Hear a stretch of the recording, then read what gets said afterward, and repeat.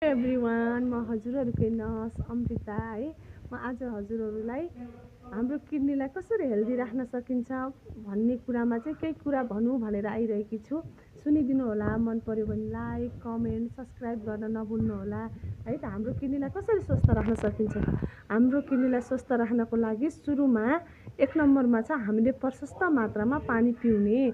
दिनमा चाहिँ 3 देखि 4 लिटर पानी पिउनुपर्छ है। त्यस्तै गरी चाहिँ नुनको मात्रा कम खाने। नुनको मात्रा कम खाइसकेपछि हाम्रो प्रेसर बढ्न दिँदैन। प्रेसर नबढिसकेपछि हाम्रो किडनीलाई असर पनि गर्दैन। अनि त्यसै गरी चाहिँ चिनीको मात्रा, सुगरको मात्रा चाहिँ कम खाने। सुगरको मात्रा कम खाइसकेपछि हामीलाई डायबिटिज हुन दिँदैन। डायबिटिज नभइसकेपछि हाम्रो किडनीलाई स्वस्थ रहन हेल्प गर्छ।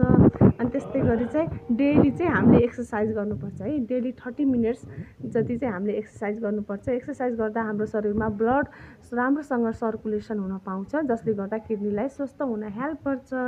अनि त्यस्तै गरी चाहिँ हामीले स्मोकिङहरू, ड्रिङ्किङहरू है, धुम्रपानहरू त्यस्ता कुरा चाहिँ हामीले खानु हुँदैन, जसले गर्दा चाहिँ हाम्रो किडनी चाहिँ स्वस्थ रहन हेल्प गर्छ। अनि त्यस्तै गरी चाहिँ हाम्रो दुखाइ कम गर्नको लागि हामीले पेनकिलरहरू, औषधिहरू युज गर्छौँ। डक्टरलाई नसोधिकन, डक्टरको पर्मिसन बिना नै हामीले दुखाइ कम गर्ने पेनकिलर औषधिहरू खान्छौँ। त्यसले गर्दा चाहिँ हाम्रो किडनीलाई चाहिँ एकदमै हानि गर्छ है।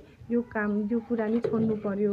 अनि त्यस्तै गरी चाहिँ हामीले स्वस्थकर खानेकुराहरू, सिजनअनुसारको फलफुलहरू, हरियो सागपातहरू खानु पर्यो।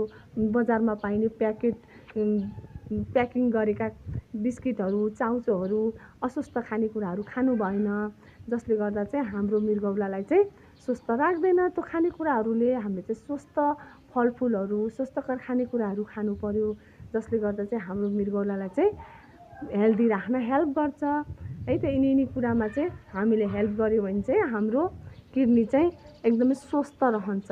ल यस्तै स्वास्थ्य सम्बन्धी टिप्सहरू लिएर आउनेछु मैले। हजुरहरूले मेरो च्यानललाई चाहिँ लाइक सब्सक्राइब गर्न नभुल्नु होला। हस्, धन्यवाद।